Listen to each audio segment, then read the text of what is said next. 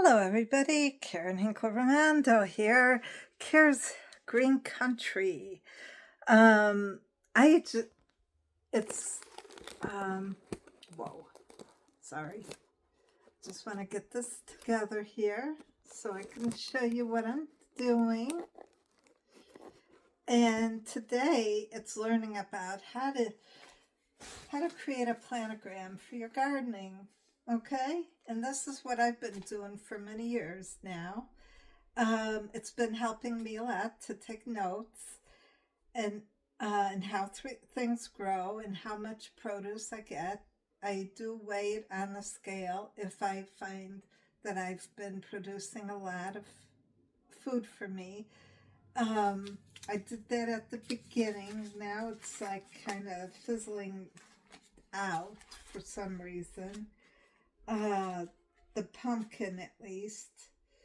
The okra never really took last year.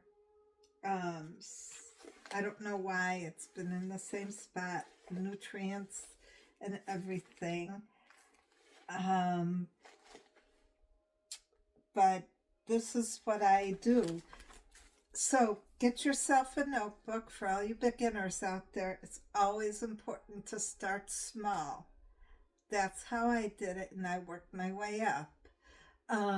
I created my garden areas to reduce the floodplain that I get from the creek before it was graded out. And now it's been graded out. Thank God. Knock on wood. You know, I don't knock on wood. I'll knock on a cardboard box because cardboard is made from wood. So, anyway, I I was in fear of being flooded out 3 times out of my house, and I decided, you know what? I'm going to utilize this rainwater that I have coming on my property. So I decided to start with one. Well, actually, it wasn't a raised garden bed. I started from the ground. A lot of picking going on because I have rock and soil. But I picked up the most beautiful grayish blue marble. And then I know I have sulfur in the rock. And yeah, I've been buckets, like gallon buckets, and putting them in there. But you know what? I said I'm going to just save them. Maybe I'll make a rock garden out of them. I didn't know where to put them anyway. So it's like, but the blue marble was spectacular. Well, if it was shined up, it would be. But it's pretty in itself. And so I decided one one garden bed. The tilling was hard. Let's put it that way, hard. Um, there was a man that I was in a relationship living with me, and he helped with the tilling. So I decided, well, let's create a raised garden bed. So I created a raised garden bed, just me. And I decided to go from there. And then I kept on filling it up. And every year I just built up. And that's how a beginner should do. And then later on, later in the late 2017, something like that, our creek was graded out. And so we had no fear of being flooded out when the rains came. Knock on wood again, so that's good. But I said, I'm going to create these garden areas so it'll give me food and utilize the rainwater that's coming on my property. I would love to get in touch with the Lake Area Watershed. That would be nice because I think I created I utilized the rainwater, it gives food. But you got to also make sure you have the right nutrients in the rock or in the soil you're getting.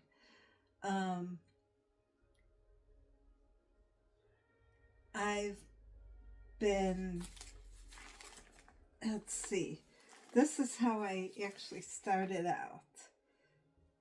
I made sure I wrote down a companion chart. Gotta learn about companion planting. It's not too hard. Just start out, like if you want to grow beans, see what kind of companions would go with, what kind of like vegetables and fruits that will be a good companion to grow with the beans. And flowers. Flowers are good pollinators. And go from there. And then you start out your planogram. And when you decide what vegetables you want to grow, just start with the small amount. That's how I did. And I think I started out with jalapeno peppers, tomatoes, and okra. Or else, cucumbers, and I think okra too. But anyway, I didn't grow cantaloupe. Let's see. That's okay. There we go. This is from years ago. This is how I planned it. Since then, my garden areas have been restructured, reconfigured. This is what I wanted to grow as loofah. That didn't take. There. Painted corn, I did grow in my garden area one. Native black corn and glass gem corn. And pumpkin. The pumpkin,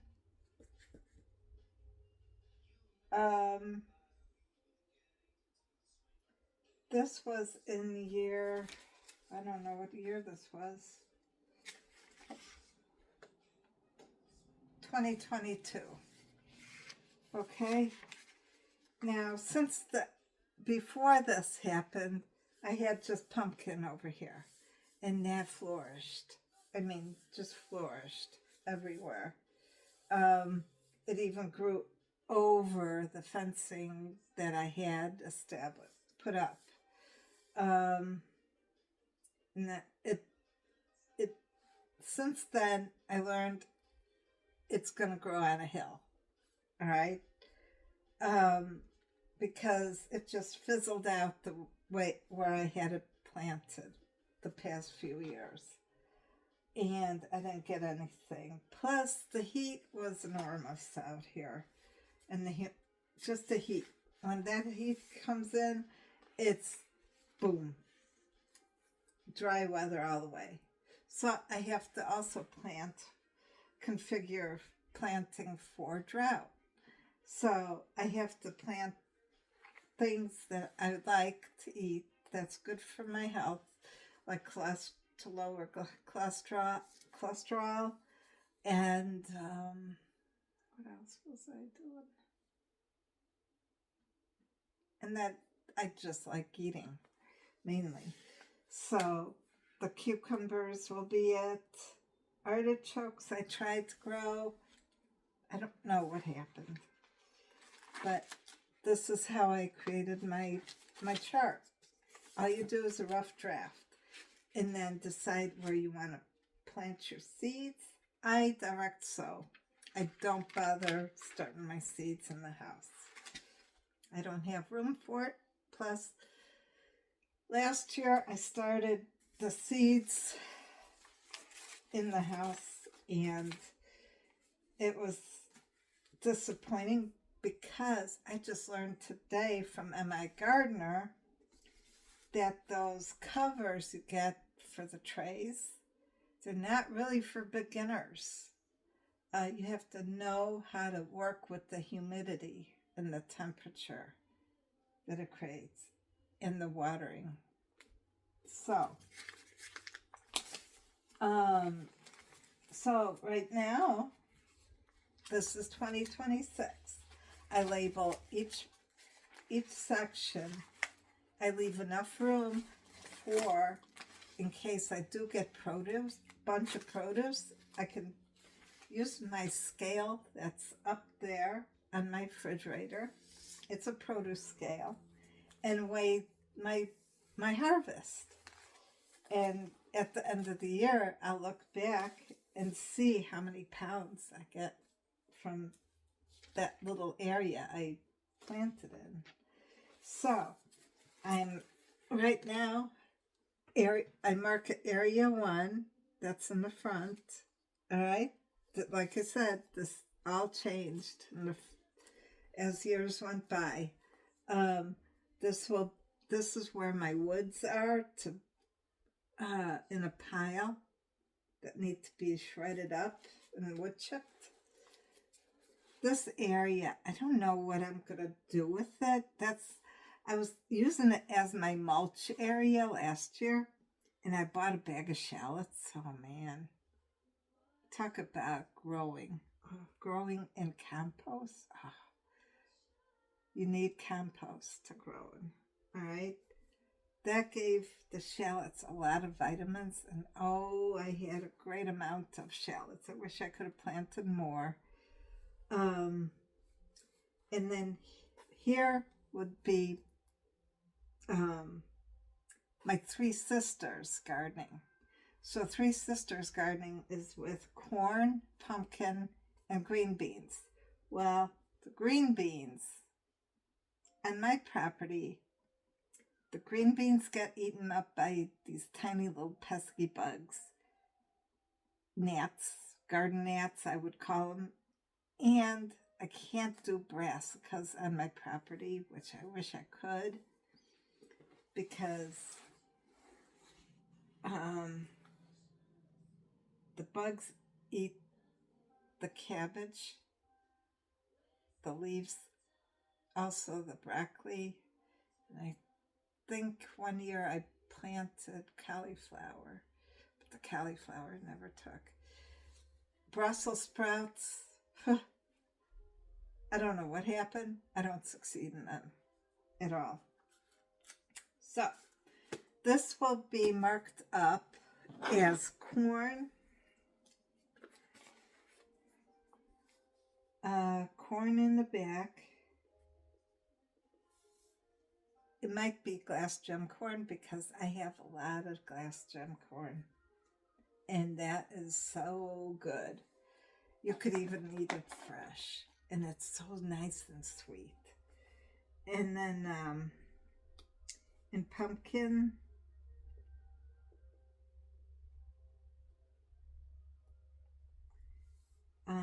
or pumpkin, I want to remove that wood in this area, but I don't, or wood chip it, make it a hugelkultur, and put my pumpkin here. But right now, I'm going to make notes of corn and pumpkin right now. And then I'm going to go down here. This area will be corn, pumpkin,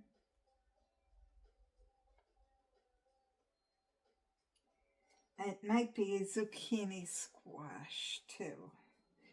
I'm not sure yet. But at least I took note of what I want to grow.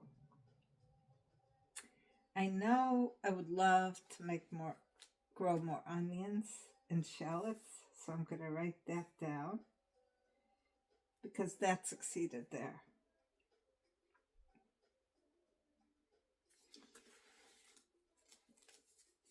But for right now, I'm going to leave it blank, and then I'm going to put compost pile here.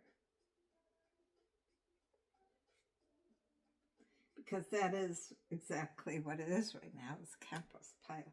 And all I got to do is add more dirt on top of that. And even on top of the wood, once I get it broken down. and make it hugelkultur, and possibly, maybe I can grow pumpkin. And pumpkin love hilly areas, so that's what I'm going to do. And so here comes to area 2. I got my apple trees back here. In the front over here, there's a row. There's a table there. So I'm going to put table here. My citrus plants, which are covered, I hope they fared all right. I don't know how many I have, but I'll put down citrus plants.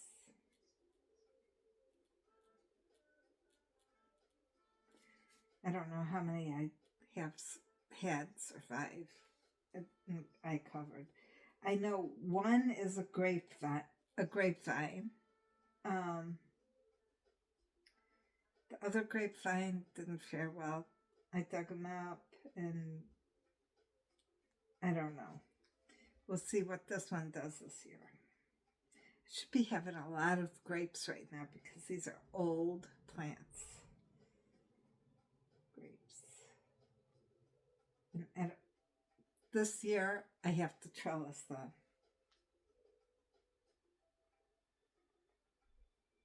And now I'll put down a note to trellis grapes. I don't need to do much here because I know what I have. In planters, I think I have 4 of them. I planted potatoes.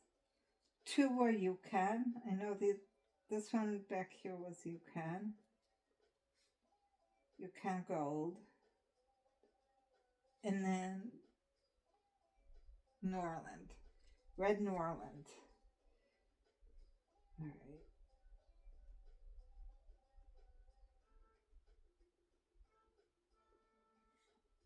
And there's that one. So that creates that planogram for that area.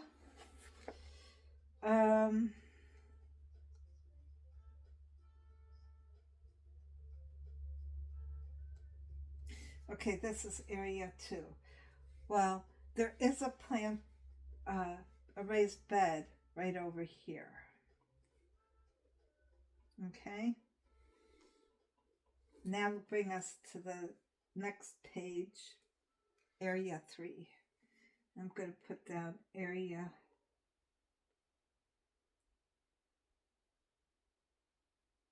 3. And then this is a raised bed, and back here is behind that is another raised bed.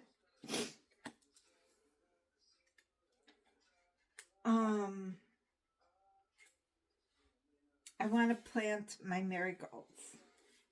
I got my marigold seeds.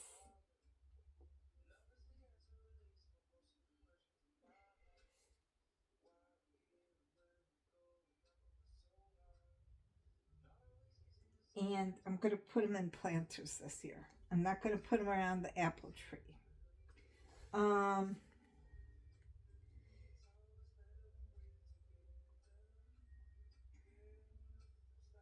Because they didn't succeed around the apple tree with that wooden mulch. The wooden mulch will be taken out and put more soil and natural fertilizer, organic fertilizer in there for this year to feed the apple trees.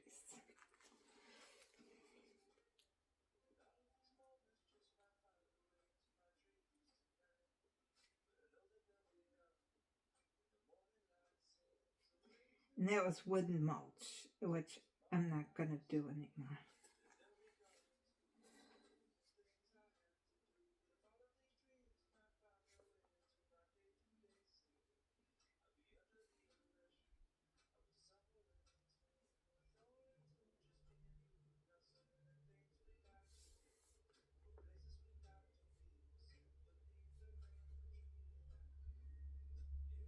gonna say add compost and soil to for apple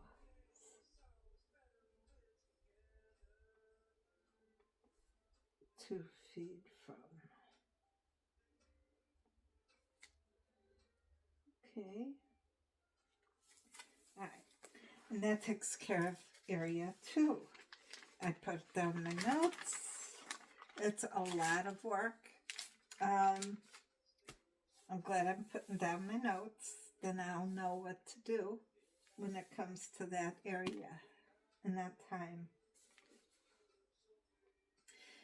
Okay, now this is, area 2. This will be area 3.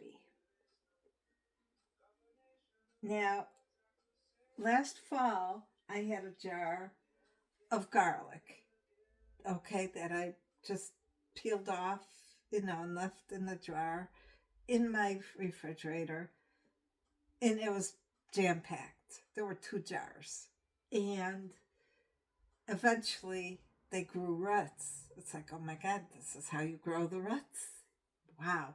So that's a little bit of tip for you on how to grow your roots from your garlic. Just put them in a jar and let them stay there and let them grow. And so I was tickled pink, and I researched it a little bit more.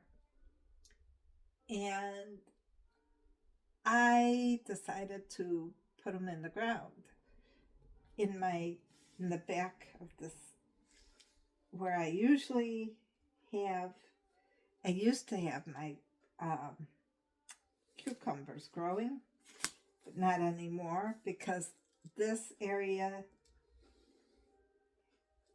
gets too much sun and too much heat in the summertime. And that's what you have to factor in too. I was tired of having my cucumbers fizzle out and dry up. And I had to cover them too.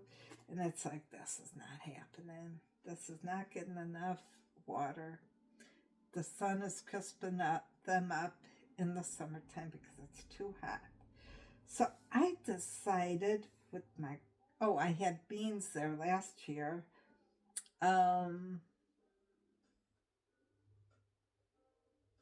Dragon tongue beans. Very successful. I want to put them there again this year. So I'm going to mark down dragon tongue beans.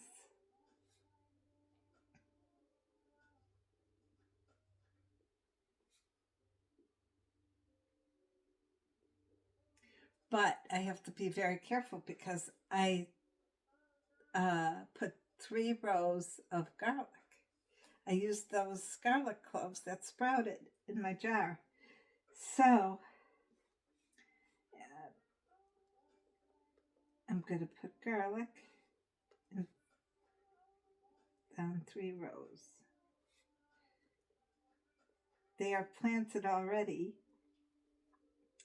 Thing is, the greens have fizzled, or I don't know what happened.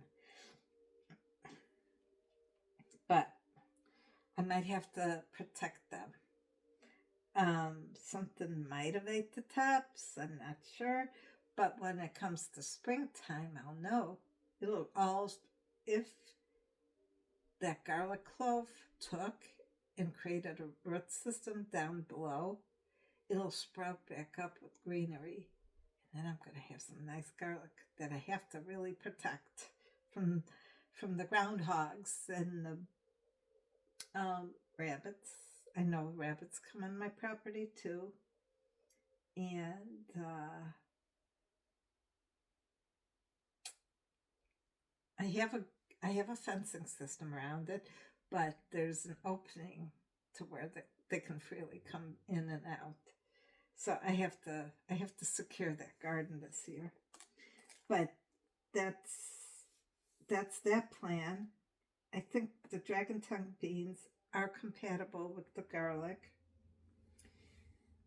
And the front.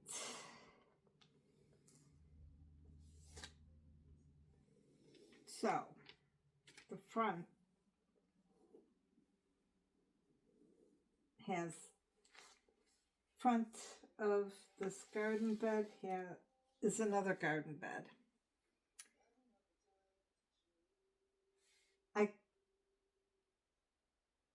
I had Mother Stallard beans grown up on the trellis. It didn't really take too good. I think it was the hot sun. And but they did grow. But once that sun hit, that hot heat from the summer hit in the drought, that was it. I do have kale. I did plant kale.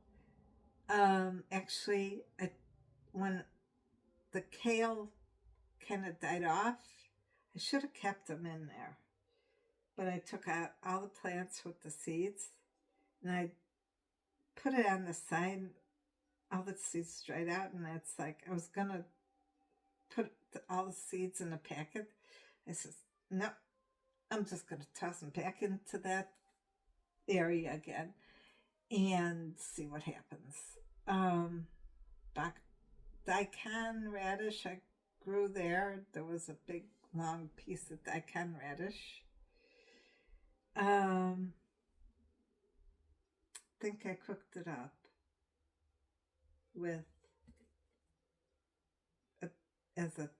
some Chinese meal that I made. I am going to put a mental note of daikon,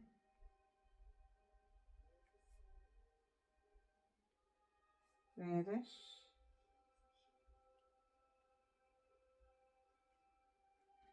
and kale. And there was basil. I did put in I just put the seeds that I got from the basil that went to seed in this area. I want to take a mental note of that because that might pop up again.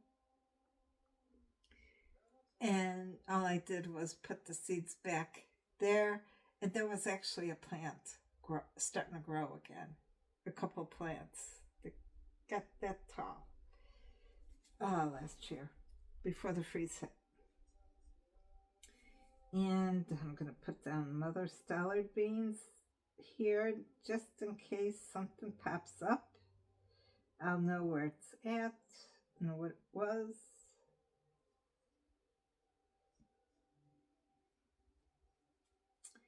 And I do have carrots in the middle and planters.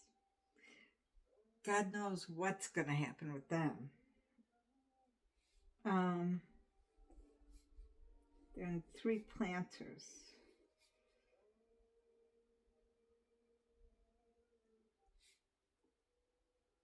I know the greenery on top didn't take because I didn't have them covered this winter. I know in one weird stackable planter I have are strawberries. Those are going to be put somewhere else, but kept in the same container. I think they fare well in a greenhouse setting with good humidity because that's what they did when I had these greenhouses that were a piece of crap. Never again will I buy them again. What a waste of money. They broke apart, mainly. The plastic was shot after a year.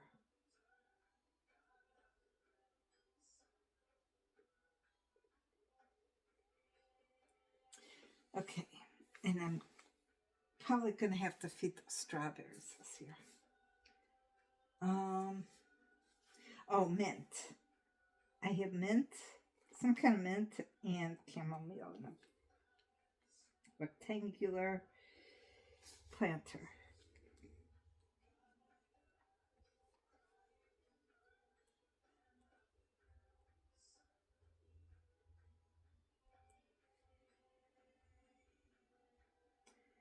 And there's asparagus in the planter. So that's going to go in between the two right here. Okay. And the asparagus, I have to cut down the dry stuff before spring hits, so I can get some good asparagus sprigs. And that asparagus is going to stay in a planter because it is spreadable. So you got to watch out also. And mint is spreadable too. If you don't be careful, that mint can get root system about that thick, and it's very hard to dig up because it'll spread. Okay, now coming to the other side of the house, which will be called Area 4.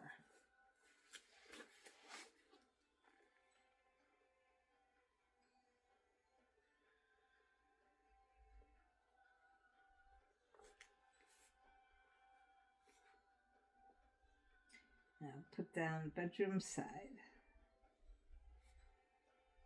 because that's where it's at, bedroom side of the house. So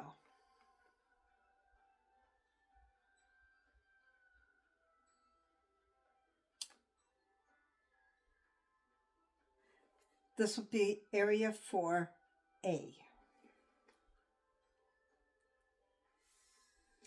All right. Now make it square. I know exactly what's planted there in Area 4A, which is in the front more. All right, front. Bed.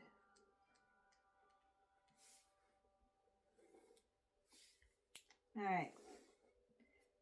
I got 3 roses. No one's a red rose. One's a pink. I think 2 pinks. Pink roses.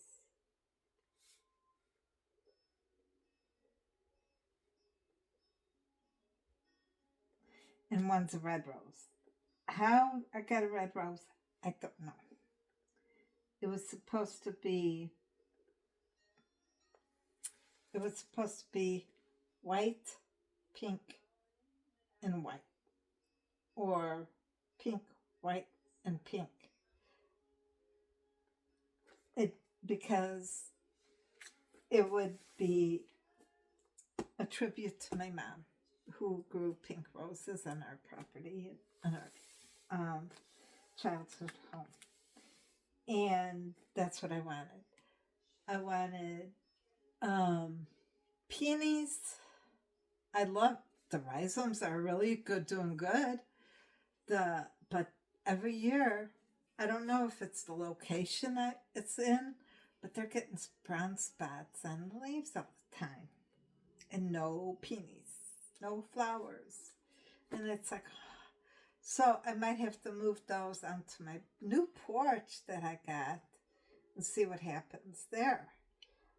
It could be getting too much sun. And maybe too much water too, every year.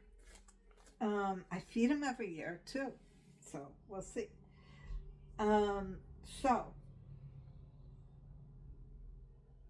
I have lavender growing, and I'm so glad I have lavender. That prevents the deer from eating the roses, and it does help. It does help. I have wisteria growing. That's going to be moved too because it can't handle the heat in the summertime. Um, and I think it's an elm tree that I have.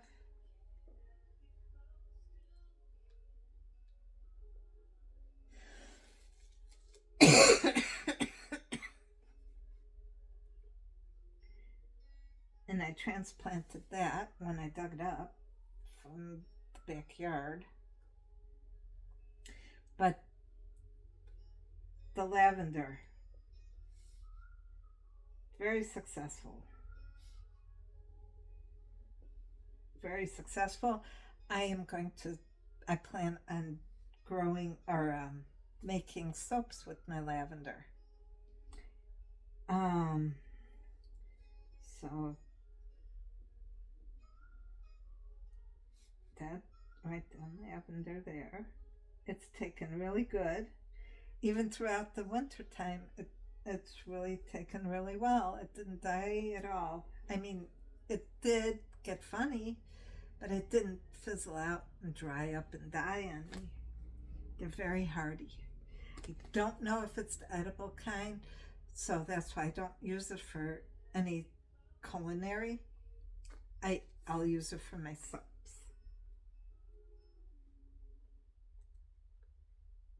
So right down there.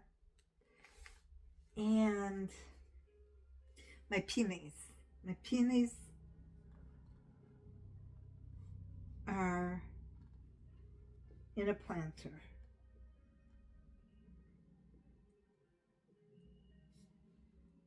See, and I think I got a peony in here too. I think the planter is here too. All right, that's it for my area 4A. So I'm not going to do any planting in this area because it's all set up already, unless I add more lavender seeds to plant. All right, now on to the other area. Area 4B. Area 4B. That was happening last year. Really good. Okay. Create my rectangle again. Okay. I grew purple beans. They succeeded. I'm going to write down purple beans. I grew loofah. I wanted to make loofah sponges, but leaving them on to dry up failed, and taking them off when they were thick and dry them out in the open failed. The trick was to peel them when they're green and take the seeds out then, because my seeds were just smashed and they were not like the loofah seeds I bought. These are loofahs though. Okay, when I took it apart, there's that spongy feeling, but it was deteriorating away. So this year I'm going to plant my loofah again, and purple beans on that side. And the loofah really took off. It really needs probably its own section, but we'll see, because the loofah's right there already, and the seeds that I planted last year might sprout again. But I put just the old loofahs back in there just to mulch over. Tomatoes, I grew tomatoes there. I also grew cucumbers, which was very successful last year, and I want to grow cucumbers again.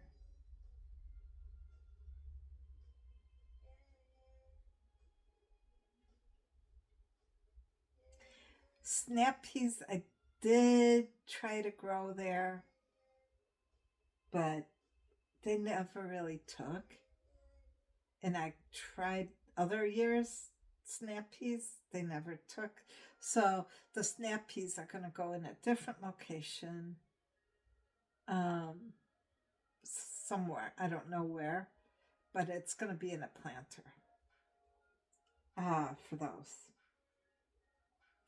So I got purple beans, loofahs, tomatoes, and cucumbers. And they're all trailers, except for the purple beans, I think. No, maybe that was a trailing bean a little bit. It did trail a little bit. But the loofah, it can have its own area. So I'm going to try and put down, or leave the loofah there and put the tomatoes in there, a different area.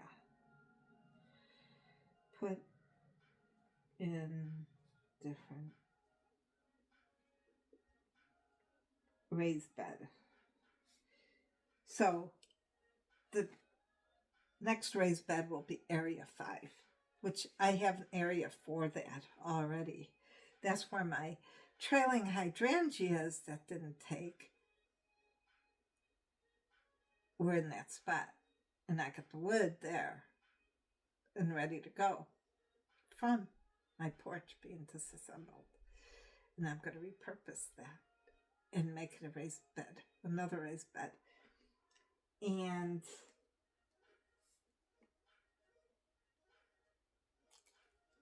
that,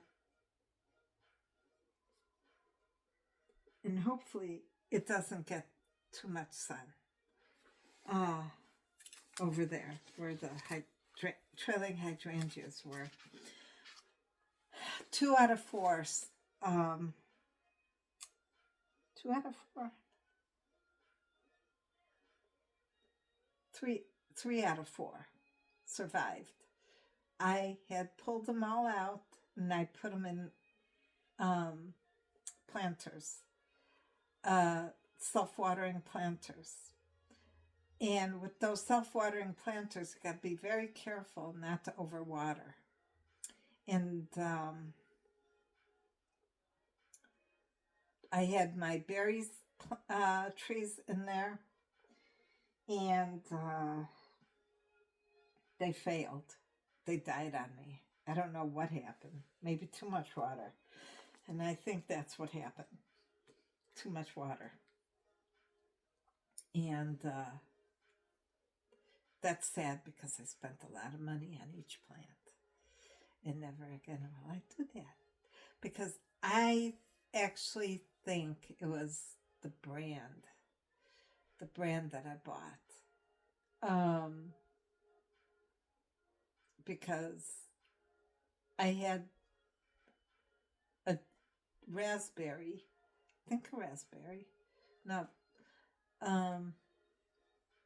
pink lemonade blueberries in a different planter. And they died on me too. And they were in a different planter in the raised bed garden area, around area 2. It's getting full sun. I don't know what happened. They were getting watered.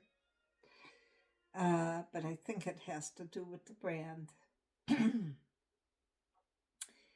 And anyway, so I do have my seeds down there, and I'm going to be sorting through them. And I'm going to look for all these vegetables, fruits and vegetables, and figure out what I want to plant and what I need for this year. And I hope that takes care of all the planogram, and that shows you how to create your own planogram as well. And believe me, when you put down your own planogram and what you're going to grow, it'll help you out a lot. Just letting you know. It helped me out a lot. And I get to go back and see, what I did wrong, what worked, what did not work. I didn't do it last year because the dry drought just fizzled everything. And I'm going to make extra pages now, and make sure you make your extra pages too. So when you have when you harvest, you can write down how many cucumbers you got. No, how many tomatoes you got. How many onions did you get from that one section, and what did you do to help them grow? I grow organically. I do companion planting. I learned some tricks. And all you do to pollinate is shake the plant. It can pollinate itself if you're worried about pollination. I did that to the corn. It worked out really well. I did that to the tomatoes. I also pruned the suckers on my tomatoes, and that helped lengthen the tomatoes. I don't know if they gave me a lot of tomatoes, but it helped them grow longer to create more growth, I think. You do that to the cucumbers too. I did. Okra is another plant I want to grow this year again, but it's not going to be where I planted it last year. It's going to be in a raised bed. It seems like the raised bed was the key to having my okra grow. And there might be a couple more seeds planted. I gotta go through all my seeds here. Now, when you get your seeds, these are photo protectors. You can get them on Amazon. And all these came in a container. No, they didn't come in the container. But these hold a lot of packages of seeds. And I put them in categories. Here's carrots and parsnips because they're in the carrot family both. And they're a root crop. And I gotta go through these because some packets I have emptied because I used them last year. But I suggest getting these and then label them with a piece of paper. I wouldn't mark it up with a marker on the plastic because it'll be hard to come off. You'll want paper and tape it on both sides. And that's it. And those are my little tips for planning out your garden. I hope you enjoyed. Happy gardening, happy planning. And, a few companies that are really good that I ordered from is M.I. Gardner, Baker's Creek Seed Company, and Survival Seeds. All three are very good. Oh, and I think I've ordered from Burpee as well. I'm not sure, though. I don't think so. I think I bought them from the store, the Burpee seeds from the store. Fairy Morris is, I'm not dissing them, but one year I was trying to grow yellow zucchini, and it's like, this ain't no yellow zucchini. It said it on the packet, though. Straight up, yellow zucchini. It was crookneck zucchini, the one with the hook. And that's a sweeter type of zucchini. And it's like, I tried them. They're sweet zucchini, but it's crookneck. So they packaged their seed wrong. Uh, the Ferry-Morris Seed Company, it's like they, I don't know, just be careful with them. Oh, that's another thing. I thought I was growing, I think, zucchini, and I tried to trail it up a fence area. It came out to be looking like between a zucchini and a cucumber. And that's another one that kind of took me back with Ferry-Morris seeds. So even though they're cheap, the American Seed Company you get from the Dollar Tree, they're good. They're really good.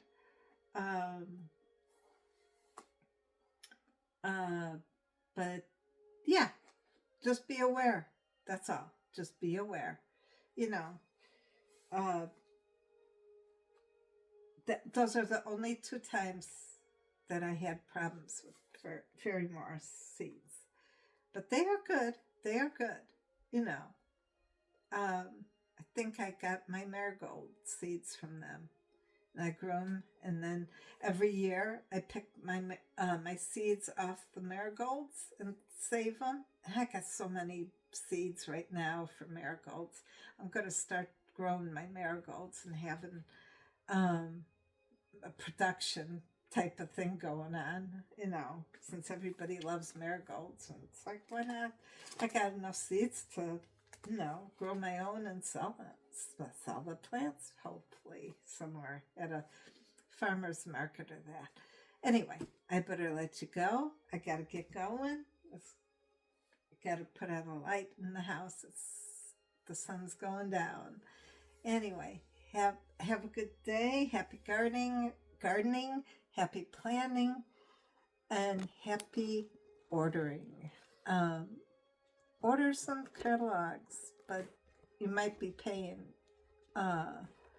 for those catalogs through buying your seeds. Whoopsies. Anyway, thank you very much. Have a good day. Cares Green Country.